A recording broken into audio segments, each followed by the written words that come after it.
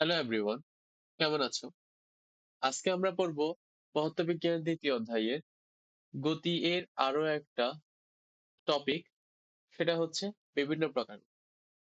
এই অধ্যায়ে আমরা 5 প্রকারের গতি সম্পর্কে জানবো: সরলরৈখিক গতি, ঘূর্ণন গতি, চলন গতি, পর্যায়বৃত্ত গতি এবং সরল স্পন্দন গতি। আস্তে আস্তে আমরা এই সকল গতির বিস্তারিত জানবো এবং উদাহরণ সহকারে দেখব। তাহলে আমাদের সবার প্রথম গতি সেটা হচ্ছে সরলরৈখিক গতি। আমি যদি এই সরল রেখা রৈখিক শব্দটাকে ভাঙি তাহলে আমরা কি পাই দেখো। সরল যোগ রেখা যোগ ই, এই তিনটা শব্দ আমরা পাই। সরল মানে কি? সরল মানে হচ্ছে সোজা। আর রেখা, রেখা মানে হচ্ছে সামনের দিকে আগানো বা সোজা একটা টান। সোজা একটা টান দেওয়াটাকে রেখা বলা হয়। তবে রেখা মানে হচ্ছে কি জানো? রেখা মানে হচ্ছে কোনো একটা নির্দিষ্ট দিকে যাওয়াকে রেখা বলে। আর ইক হচ্ছে একটা প্রত্যয়, যেটা এই দুইটা শব্দকে কি করতেছে? বিস্তারিত করতেছে। অর্থাৎ সরলরৈখিক মানে হচ্ছে সোজা পথে যাওয়া। বুঝতে পারছো? আচ্ছা, কোন বস্তু যদি একটি সরল রেখা বরাবর কোন বস্তু যদি একটি সরল রেখা বরাবর গতিশীল হয় তাহলে তার গতিকে সরলরৈখিক গতি বলে। দেখো একটা বস্তু, আমি এখানে দুটা উদাহরণ দেখতে পাচ্ছি। প্রথম উদাহরণটা দেখো, কোন বস্তু, এখানে একটা বস্তু দেখতেছো, এই বস্তুটা কি করতেছে? একটা সরল রেখা বরাবর যাচ্ছে, তাই না? একটা সরল রেখা বরাবর যাচ্ছে। তাহলে এই তার সরল রেখা বরাবর যাওয়ার গতিকে আমি কি বলতে পারবো? সরলরৈখিক গতি বলতে পারবো। আর দ্বিতীয়, আমি যে উদাহরণটা দেখতেছি সেখানে কি দেখতেছি? একটা স্প্রিং কি উঠতেছে, বারবার উপর নিচ করতেছে। এই যে বারবার উপর উঠতেছে এবং নিচে নামতেছে, এই যে উপর নিচ হওয়াটা একটা সরল রেখা বরাবর হচ্ছে। দেখো একটা সরল রেখা বরাবর হচ্ছে। এই যে একটা সরলরেখা বর হওয়ার কারণে এর গতিটাও কি সরলরৈখিক গতি। আশা করি তোমরা এই দুইটা উদাহরণ ভালো করে বুঝতে পারছো। এবারে দেখো ঘূর্ণন গতি। ঘূর্ণন গতি কি? কোন বস্তু একটি নির্দিষ্ট বিন্দুর সমদূরত্বে থেকে, দেখো কোন বস্তু একটি নির্দিষ্ট বিন্দুর সমদূরত্বে, দেখো দুইটা শব্দ, একটা হচ্ছে নির্দিষ্ট বিন্দু, আরটা হচ্ছে কি সমদূরত্ব। আমি যদি সমদূরত্ব শব্দ রেখে ভাগি তাহলে আমি পাবো কি? সমান যোগ দূরত্ব, এই দুইটা শব্দ। অর্থাৎ প্রতিবার আমার দূরত্বকে কি করতে হবে? সমান হতে হবে। থেকে ঘুরতে থাকলে ওই বস্তুর গতিকে কি বলবো? ঘূর্ণন গতি বলবো। এখানে আমি দুইটা ফিগার দিতেছি, এটা হচ্ছে চিত্র 1 আর এটা হচ্ছে চিত্র 2। এই দুটা থেকে আমার কোনটা হবে ঘূর্ণন গতি বলতে পারবা? এই দেখো ফিগার নাম্বার 1 এ দেখো, এই বিন্দুকে কেন্দ্র করে কি করতেছে? নীল বলটা ঘুরতেছে। কিন্তু এরা কি প্রতিবার সমান দূরত্ব নিয়ে ঘুরতেছে?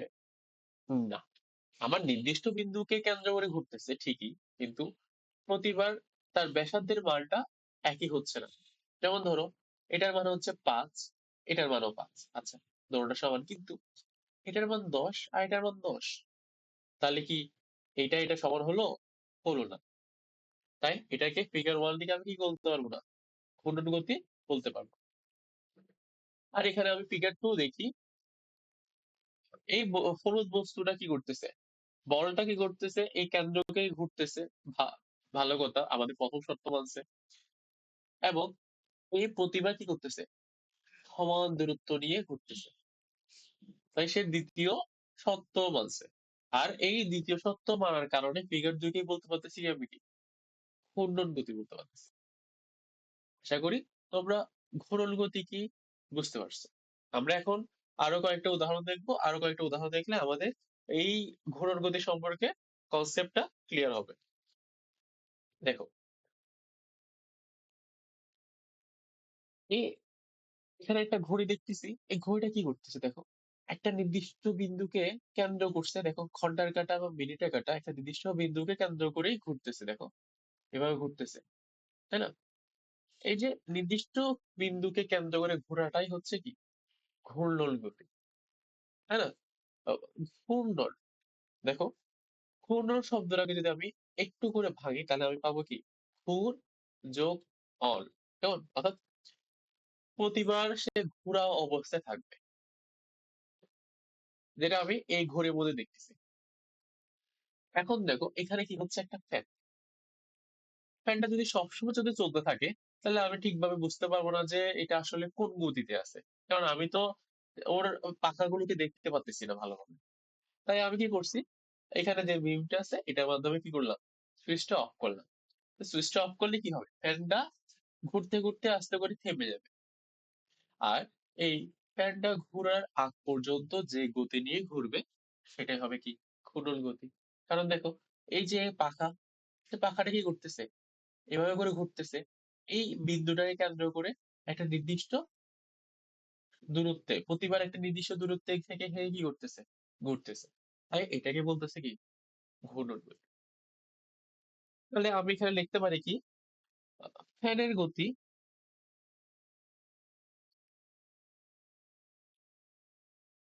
ঘূর্ণন গতি কখন হবে, যদি সুইচ আবার কি হয়, অফ হয়। তাহলে এই দুইটা উদাহরণ তাহলে তোমরা বুঝতে পারছো, ঠিক আছে? এখানে আমি দুইটা প্রশ্ন দেখতে পাচ্ছি। প্রথম প্রশ্নটা হচ্ছে কি, চলন্ত ফ্যানের সুইচ হঠাৎ বন্ধ করার পর ফ্যানের গতি কোন ধরনের গতি, একটু আগে তোমাকে দেখালাম, এটা হচ্ছে কি ঘূর্ণন গতি। এই প্রশ্নটা কিন্তু খ নম্বরের জন্য আসে, এই দুটোটা প্রশ্ন কিসের জন্য আসে, খ নম্বরের জন্য আসে। আশা করি তোমরা কি করতে পারবা, এটার ব্যাখ্যা দিতে পারবে। আরো একটা দেখো, ঘড়ির কাঁটার গতি কি ধরনের গতি। তাহলে আমি দেখলাম কি ঘড়ির কাঁটার গতিটা কি হচ্ছে, একটা নির্দিষ্ট বিন্দু কেন্দ্র করে বারবার ঘুরতেছে, তাই না? তাই এটা হচ্ছে কি ঘূর্ণন গতি। তবে মজার বিষয় হচ্ছে এটা আরো একটা বিশেষ ধরনের গতি হয়, এটা এখন আমি বলবো না, আমি গতিটা বোঝানোর পর তারপর তোমাদেরকে বলবো। দেখ, এখন আসি আমরা চলন গতিতে। চলন গতি কি, কোনো বস্তু যদি এমন ভাবে চলতে থাকে, দেখো চলন মানে কি চলতে থাকা, থাকে যাতে করে বস্তুর সকল কণা একই সময়ে একই দিকে সমান দূরত্ব অতিক্রম করে, তাহলে ওই গতিকে কি বলা হয়, চলন গতি বলা হয়। কেমন? তাহলে এখানে আমি কি পাচ্ছি, এখানে আমি পাচ্ছি চারটা শর্ত।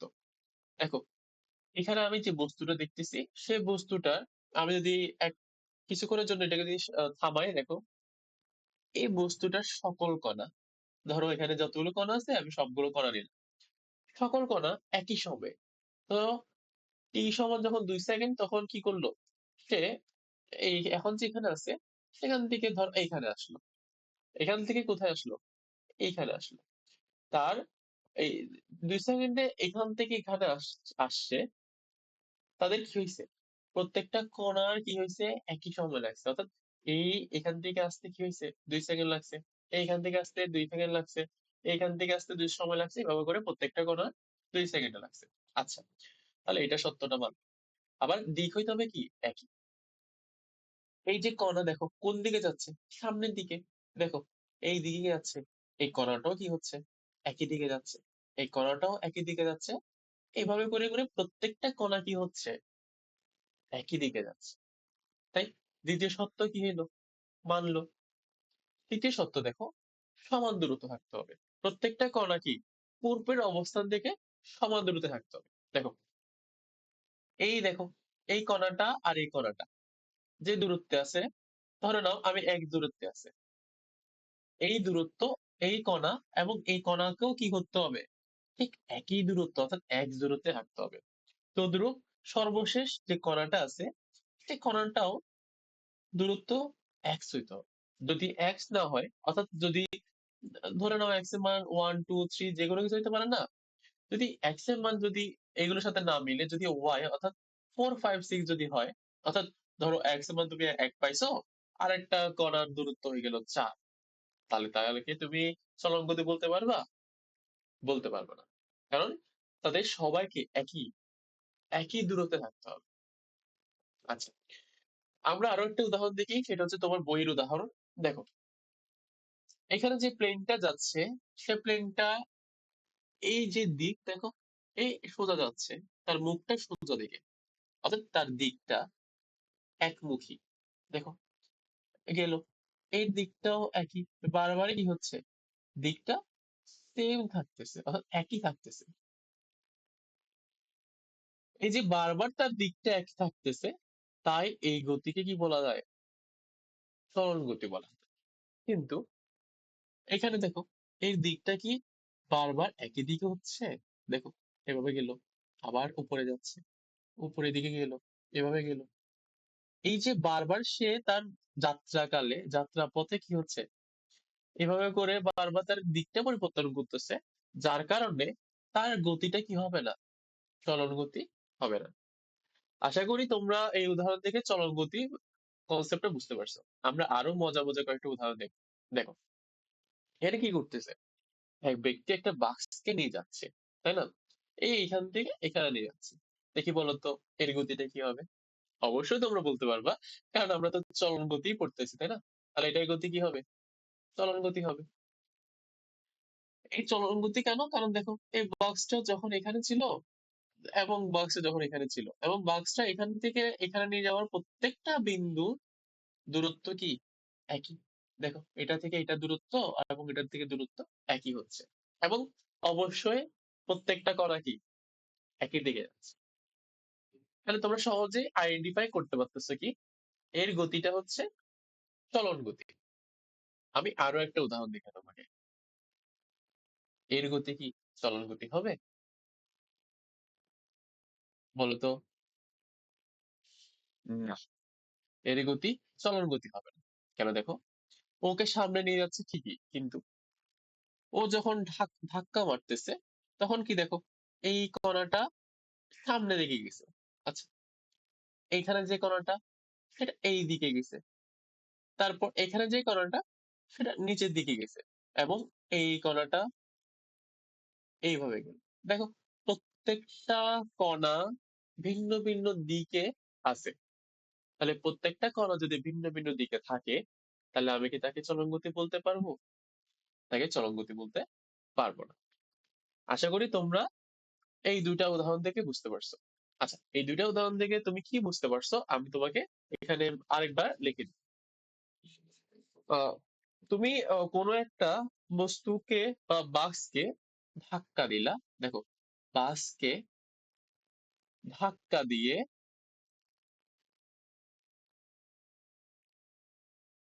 কি করলা, একদিকে, একদিকে নিয়ে যেতে হবে, একদিকে নিয়ে যাওয়া। মানে কোনো একটা বাক্সকে ধাক্কা দিয়ে একদিকে নিয়ে যাওয়াকে কি বলবো আমি, চলন গতি।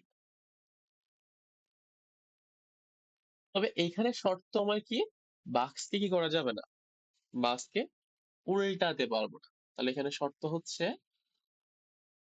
বাক্স এই উদাহরণের মতো উল্টানো যাবে না। যদি উল্টাই যদি আমি নিয়ে যাই, ধরো আমি রোলিং করে নিয়ে যাচ্ছি একটা বাক্সকে, তখন সেক্ষেত্রে কিন্তু আমি বলতে পারবো না সেটা চলন গতি, তখন উল্টানো যাবে না। আশা করি তোমরা এই দুইটা উদাহরণ বুঝতে পারছো। আমরা আরো একটা উদাহরণ দেখি। এই দেখো, এখানে কি হচ্ছে, একটা গাড়ি যাচ্ছে। এই গাড়িটার যদি আমি যদি দুইটা অংশ ধরে নিই, ধরো এই উপরের অংশটা হচ্ছে একটা অংশ, আর নিচের যে চাকাটা আছে, সে চাকাটা হচ্ছে কি আরেকটা অংশ।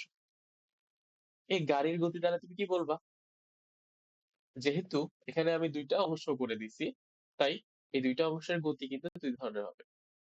প্রথমটা দেখো, এটা হচ্ছে কার, কারের যে বডিটা আছে সেটা দেখো, কারের বডির প্রত্যেকটা কণা দেখো সামনের দিকে আগাচ্ছে, তাই না? গাড়ি তো সামনে যাবে, প্রত্যেকটা কণা কি হচ্ছে, সামনের দিকে যাচ্ছে। তাই গাড়ির সামনের অংশটাকে আমি কি বলতে পারবো, চলন গতি বলতে পারবো, তাই না? আর দেখো, এখানে যে গাড়ির যে চাকাটা আছে, সে চাকাটা কি করতেছে, এই একটা বিন্দুকে কেন্দ্র করে কি করতেছে, একটা নির্দিষ্ট দিকে ঘুরতেছে। দেখো, এইভাবে ঘুরতেছে, এবং এইখানে দেখো এই চাকাটাও কি করতেছে, ঘুরতেছে। তাহলে যেহেতু একটা কণা কি ঘুরতেছে, তাহলে এটাকে কি বলবো আমি? ঘূর্ণন গতি বলবো। হ্যাঁ? ভাই, আমি এখানে বলতে পারি যে একটা গাড়ির উপরের অংশের প্রতিটি কণা একই দিকে যাওয়ার কারণে এটা হচ্ছে চলন গতি। আর গাড়ির চাকা হচ্ছে কি ঘূর্ণন গতি। তাই তো? তোমরা তাহলে বলতে পারবা তো? পরীক্ষা থেকে কিন্তু এটা আসে। আমি এখানে যতগুলো উদাহরণ দেখাচ্ছি প্রত্যেকটা তোমাদের প্রশ্নে আসে, বারবারই আসে। তাই এগুলো মনোযোগ দিয়ে একটু দেখবা। আচ্ছা, পর্যায়বৃত্ত গতি দেখো। পর্যায়বৃত্ত এই শব্দ দুটো আমরা দেখি। পর্যায় মানে কি জানো? পর্যায় মানে হচ্ছে ধাপ, আর বৃত্ত মানে হচ্ছে ঘোরা, তাই না? তাহলে ধাপ প্লাস ঘোরা, অর্থাৎ কোন একটা ধাপ ঘুরে আবার আসা, অর্থাৎ পুনরায় হওয়া। কোন একটা ধাপ ঘুরে আবার আসাটাকে কি বলা বলা হচ্ছে? পর্যায়বৃত্ত বলা হচ্ছে। তোমরা এই পর্যায় শব্দটা তোমাদের রসায়নে কিন্তু পাবা। তবে পর্যায় মানে হচ্ছে কোন একটা ধাপ কি পুনরায় ফিরে আসা, অর্থাৎ ঘুরে আবার আসা। আচ্ছা, তাহলে দেখো, কোন গতিশীল বস্তু যদি নির্দিষ্ট সময় পর পর, দেখো নির্দিষ্ট সময় পর পর, অর্থাৎ বারবার আসতেছে একটা নির্দিষ্ট বিন্দু দিয়ে, একটা নির্দিষ্ট বিন্দু দিয়ে একই দিকে একইভাবে অতিক্রম করে, তাহলে ওই বস্তুর গতিকে পর্যাবৃত্ত গতি বলে। তাহলে দেখো, আমি যদি এখানে যে প্যান্ডেলাম আছে, এই প্যান্ডেলামটা কি করলাম, প্যান্ডুলাম, প্যান্ডেলাম না প্যান্ডুলাম, প্যান্ডুলামটা কি করলাম, এখানে ধরলাম, এখান থেকে এই বয়ে গেল, আচ্ছা একবার, আবার এখানে আসছে, আবার গেল দুইবার, আবার গেল, আবার গেল, এভাবে যে যাচ্ছে প্রতিবার একই দিকে যাচ্ছে, তার প্রত্যেকবার কি সময়টা একই লাগবে। এখানে যদি 5 সেকেন্ড লাগতো প্রথমবারে, দ্বিতীয়টাতে 5 সেকেন্ড লাগবে, এবং দ্বিতীয়ত 5 সেকেন্ড লাগবে। প্রত্যেকবার একই সময় লাগবে, এবং তারা প্রত্যেকবার কি একই দিকে যাচ্ছে। এমন গতিকে আমরা বলি কি? পর্যাবৃত্ত গতি। কেমন? আমরা আরো কয়েকটা উদাহরণ দেখি। দেখো, এখানে কি হচ্ছে, এখানে একটা হৃৎপিণ্ড সংকোচন এবং প্রসারণ হচ্ছে। এই যে হৃৎপিণ্ডটা বারবার প্রসারিত হচ্ছে এবং বারবার কি হচ্ছে সংকুচিত হচ্ছে, এই বারবার একই জিনিস হওয়াটাই হচ্ছে পর্যায়বৃত্ত। তো দেখো, এই যে স্প্রিংটা প্রসারিত হচ্ছে, আবার সংকুচিত হচ্ছে, আবার প্রসারিত হচ্ছে, বারবার কি হচ্ছে, এই দেখো আমি যদি একটা বিন্দু নিই, এই বিন্দুটাই কি করতেছে, বারবার অতিক্রম করতেছে। তাহলে এই গতিটাকে আমি কি বলতে পারি? পর্যাবৃত্ত গতি বলতে পারি। কেমন? আচ্ছা, আরো উদাহরণ দেখি আমরা। এখানে কি করতেছে, একজন ব্যক্তি সাইকেল চালাচ্ছে। তাহলে একজন ব্যক্তি যখন সাইকেল চালাচ্ছে তখন তার গতিটা কি হবে? একটা নির্দিষ্ট সময় পর পর একই থাকবে। আচ্ছা, এখানে কিন্তু একটা শর্ত হচ্ছে, এটা পর্যাবৃত্ত গতি কখন হবে? যখন সেটা সমবেগ থাকবে। যদিও তোমাদেরকে বেগ এখনো পড়ানো হয় নাই, তো আমি বলে দিচ্ছি, বেগটা, সমবেগটা মানে কি, সমান গতি নিয়ে থাকবে, অর্থাৎ সমান বেগে থাকবে। বেগ আমি পরবর্তী ক্লাসে তোমাদেরকে বুঝাবো। এই এই ব্যক্তির সাইকেল যখন চালাবে, তখন যদি তার সব সময় ব্যাগটা যদি একই থাকে, তাহলে তার গতিকে আমি বলতে পারবো কি? পর্যাবৃত্ত গতি। বুঝতে পারছো? আচ্ছা, এখানে দেখো, পৃথিবী কি করতেছে? সূর্যের চারপাশে ঘুরতেছে। তাহলে আমি ধরো এখানে একটা বিন্দু নিলাম, তাহলে কি করতেছে? পৃথিবী এই বিন্দুটাকে ক্রস করলো একবার, আবার গিয়ে আরেকবার ক্রস করছে। তাহলে দেখো, বারবার কি হচ্ছে, দেখো একই পথে, এই বারবার একই পথে যাচ্ছে। তাহলে এই বারবার যে একই পথে যাচ্ছে, এই একই পথে যাওয়ার গতিটাই হচ্ছে কি? পর্যায়বৃত্ত গতি। কেমন? তাহলে আমরা আরো একটা উদাহরণ দেখব, সেটা হচ্ছে কি, ইঞ্জিন। কেমন? পেট্রোল ইঞ্জিনের যে সিলিন্ডার গ্যাস আছে, দেখো এটা হচ্ছে পেট্রোল ইঞ্জিন, এখানে আমাদের গ্যাস, গাড়ির গ্যাস রাখা হয় আর কি, মানে কাজ করে এটা। এখানে কি হচ্ছে দেখো, একটা বিন্দুকে সে উপর থেকে ক্রস করলো, আবার নিচে থেকে ক্রস করলো, এই যে উপর থেকে বারবার ক্রস করতেছে বা নিচ থেকে যে বারবার ক্রস করতেছে, এই গতিটাকে আমি বলতে পারতেছি কি? পর্যাবৃত্ত গতি। তাহলে দেখো, এখানে কি হচ্ছে, সোজা সরল ভাবে তার যে বিন্দু সেটা অতিক্রম করতেছে, অর্থাৎ পর্যাবৃত্ত গতি কি হয়, সরল রৈখিক হয়। আবার আমি দেখলাম কি, এই যে পৃথিবী যে ঘুরতেছে, পৃথিবী কিন্তু উপবৃত্তাকার পথে সূর্যকে কেন্দ্র করে ঘুরে, তাই এটাও কি হচ্ছে, পর্যাবৃত্ত গতি হচ্ছে। তাই দেখো, উপবৃত্তাকারও হয় পর্যাবৃত্ত গতি, তাই না? আর আরো একটা উদাহরণ হচ্ছে কি, দেখো ঘড়ির কাঁটা। তাহলে ঘড়ির কাঁটা কি হয়, ঘুরে, বৃত্তাকার পথে ঘুরে, তাই না? এই যে বৃত্তাকার পথে ঘুরতেছে, তাই ঘড়ির কাঁটাও কি, বা বৃত্তাকার পথে ঘুরন্ত বস্তুর গতিও কিন্তু পর্যাবৃত্ত গতি হয়। আচ্ছা, তাহলে তোমাকে একটু আগে যে প্রশ্ন আমি করছিলাম, দেখো সেই প্রশ্নটার উত্তর কি তুমি পাইছো, যে ঘড়ি কাঁটার গতি আর কি ধরনের গতি হইতে পারে? ঘূর্ণন গতির সাথে সাথে সে কিন্তু পর্যাবৃত্ত গতিও হয়। কেন হয় তোমাকে আমি আরেকবার বলি, দেখো এই যে ঘড়ির কাঁটাটা ঘুরতেছে, ধরো এক, এটাকে ঘুরতেছে, দেখো একবার ক্রস করলো, আবার ক্রস করলো, যে সেকেন্ডের কাঁটা বলো বা মিনিটের কাঁটা বলো, প্রতিবার কি দোনো কাঁটাই এই এককে বারবার কি করতেছে, ক্রস করতেছে। তাই একই পথে কিন্তু ক্রস করতেছে, তাহলে শর্ত সবগুলোতেই মিলতেছে, তাই না? তাই ঘড়ির কাঁটাও কি হবে, পর্যাবৃত্ত গতি হবে। তোমাদের যদি পরীক্ষায় আসে তখন তোমরা কোনটা লিখবে? তোমরা যে কোনো একটাও লিখতে পারো, আবার তোমরা বোঝানোর জন্য দোনোটাও লিখতে পারো, যেটা তোমাদের সুবিধা হয়। ঠিক আছে, আশা করি তোমরা যতটুকু পড়াচ্ছি ততটুকু বুঝতে পারছো। এবার আসি লাস্ট আমাদের টপিক, সেটা হচ্ছে সরল স্পন্দন গতি। ভাইয়া তোমাদেরকে একটু সময় নিয়ে পড়াচ্ছি যাতে তোমাদের সবকিছু ভালো করে মাথায় ঢুকে, কেমন? আচ্ছা, এই সরল স্পন্দন গতি কিন্তু বিশেষ ধরনের পর্যাবৃত্ত গতি, বলতেই পারি এটা কি, পর্যাবৃত্ত গতি। তাহলে এই পর্যাবৃত্ত গতি সম্পন্ন কোন বস্তু যদি পর্যায়কালে, অর্থাৎ যে অবস্থায় আছে সেই কালের অর্ধেক সময় কোন নির্দিষ্ট দিকে এবং বাকি অর্ধেক সময় একই পথে বিপরীত দিকে চলে, তবে এর গতিকে কি বলবো, সরল স্পন্দন গতি বলবো। আচ্ছা, স্পন্দন মানে কি জানো? স্পন্দন মানে হচ্ছে একবার এদিকে করা আবার আসা, আবার যাওয়া আসা, এই যাওয়া আসাটাই হচ্ছে স্পন্দন। আমি এখানে যে উদাহরণটা দেখতেছি সেটা দেখো, যে পেন্ডুলামটা আছে দেখো, এটা এখানে গেল, আচ্ছা, আবার এখান থেকে এখানে গেল। দেখো আমি যদি আবার এই বিন্দুকে ধরে নিই, তাহলে এটা এখানে গেল, তাই না? এই যে সে এখান থেকে এখানে গেল, আবার এখান থেকে এখানে আসলো, একবারে যাওয়া আর একবার আসা, এটাই হচ্ছে তার পর্যায়কাল। কেমন? অর্থাৎ আমি যদি, ধরো আমি যদি ধরি, সে এখান থেকে এখানে গেছে T1 সময়ে এবং এখান থেকে এখানে গেছে T2 সময়ে, তাহলে তার পর্যায়কাল কি হবে? পর্যায়কাল হবে T1 প্লাস T2, দুটোটা মিলে কিন্তু তার পর্যায়কাল হবে। বুঝতে পারছো? ব্যাপারটা কিন্তু মাথা রাখার চেষ্টা করবা, এটা কিন্তু তোমাদের এখনো কাজে লাগবে এবং ভবিষ্যতে তোমরা যখন ইন্টারভিউ উঠবা তখনও তোমাদের কাজে লাগবে। আচ্ছা, তাহলে দেখো সে কি করতেছে, এক সময় একদিকে যাচ্ছে আর বাকি অর্ধেক সময় কি করতেছে, একই পথে যাচ্ছে। দেখো এই বিন্দুটাকে কিন্তু দুইবার অতিক্রম করতেছে সে। এই যে এই শর্তগুলো মানার কারণে এটাই হচ্ছে কি, সরল স্পন্দন গতি। আশা করি তোমরা সরল স্পন্দন গতিতে বুঝতে পারছো। এবার তাহলে আমরা আরো কয়েকটা উদাহরণ দেখি। দেখো এখানে কি করতেছে, বাচ্চারা দোলনায় চড়তেছে। যখন দেখো বাচ্চাটা দোলনায় চড়তেছে তখন এই বিন্দুটাই আসলো, আবার গেল, আবার আসছে, আবার যাচ্ছে, তাই না?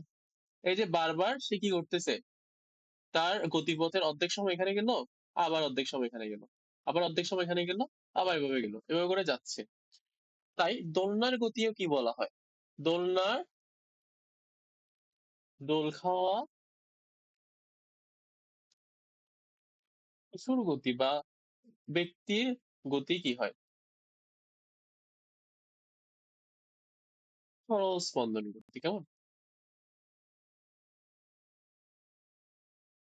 আচ্ছা, তোমাদের যদি প্রশ্নে যদি সরল স্পন্দন গতি এবং পর্যাবৃত্ত গতি দুটোটাই আসে, তাহলে তোমরা সরল স্পন্দন গতিও দিতে পারো। কেমন? সেক্ষেত্রে তোমার পর্যাবৃত্ত গতি না দিলেও সমস্যা নেই। আবার যদি ভুলে যদি দোনোটা যে কোনো একটা দিয়ে দাও তাহলেও কিন্তু উত্তরটা হবে। বুঝতে পারছো? অনেক সময় কনফিউশনে পড়ে যেতে পারো। আচ্ছা, পরবর্তী আরেকটা উদাহরণ দেখি আমরা। এটা কি? এটা হচ্ছে গিটারের তার। দেখো, গিটারে যখন তারটা গিটার যখন বাজাচ্ছে তখন কি হচ্ছে? এই দেখো, একদম স্লো মোশনে দেখো কি হচ্ছে। সে তার একটা সময় উপরে যাচ্ছে, আবার আরেকটা সময় নিচে যাচ্ছে, দেখো। এটা একদম স্লো মোশনে, কত সুন্দর না? এই যে তারটা একবার এদিক সেদিক করাটাই হচ্ছে কি সরল স্পন্দন গতি। তাহলে আমি বলতে পারি না যে গিটারের তারের গতি কি গতি? তারের গতি সরল স্পন্দন গতি। হ্যাঁ, আমি বলতে পারি। ঠিক আছে, আশা করি তোমরা এই যে ব্যাপারটা মাথায় রাখবা। পরীক্ষা থেকে তোমাদের কিন্তু অনেকগুলো এমসিকিউ আসছে, আর ভাইয়া চেষ্টা করছে তোমাদের যতগুলো স্লাইড এখানে আমি রেডি করছি এবং যতগুলো উদাহরণ তোমাদেরকে দেখাচ্ছি, প্রত্যেকটা উদাহরণ কিন্তু তোমাদের এমসিকিউ তে আসছে। বুঝতে পারছো? আর এগুলো যদি ভালো করে বুঝতে পারো তাহলে কিন্তু তোমাদের আর আহ, কোনো কিছু এক্সট্রা পড়তেও হবে না। লাস্ট আমাদের যে উদাহরণটা হচ্ছে সেটা হচ্ছে কি, একটা স্প্রিং এ যদি আমি একটা বল যদি কি করি, ঝুলিয়ে দিই, তাহলে এই যে বলটা দেখো বারবার একই দিকে যাচ্ছে, বারবার কি করতেছে, দোল খাচ্ছে। এই দোল খাওয়াটা হচ্ছে কি সরল স্পন্দন গতি। কেমন? তাহলে স্প্রিং থেকে দুলিয়ে দেওয়া দুলিয়ে দেওয়া বস্তুর গতি কোন ধরনের গতি? সরল স্পন্দন গতি। আশা করি তোমরা এই যে উদাহরণগুলো আছে সে উদাহরণগুলো কি করতে পারবা, ভালো করে মাথায় রাখতে পারবা। আজকে এতটুকুই থাক, আগামী ক্লাসে দেখা হবে।